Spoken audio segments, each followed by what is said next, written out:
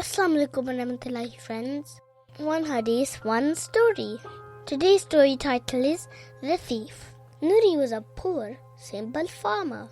Some people thought that he was an incompetent loser because he never meddled himself in anyone's business and wouldn't speak unless he had to. One day, someone who was previously reputed to be a wise person stole Nuri's donkey. When he saw that his donkey had gone, Nuri set out to the market to buy a new donkey.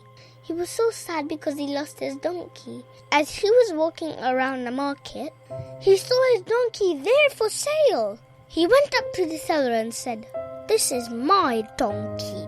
It was stolen from me last week." The thief was a man without shame. He replied, "You're mistaken. I bought this donkey when it was a foal and raised it myself.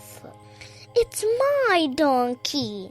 When Nuri heard this, an idea occurred to him. He covered the donkey's eyes and said, "If this is your donkey, then tell me which is his blind eye."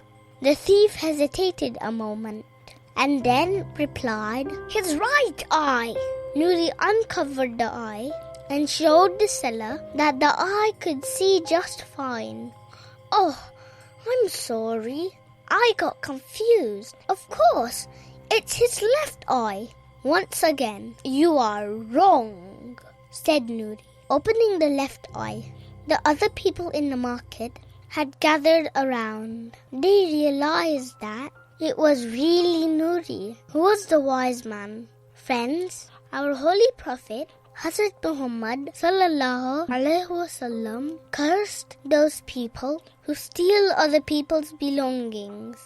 May Allah Almighty curse thieves. La'anallahu sariq. Friends, I hope you like this story. Jazakallah for watching. Allah Hafiz.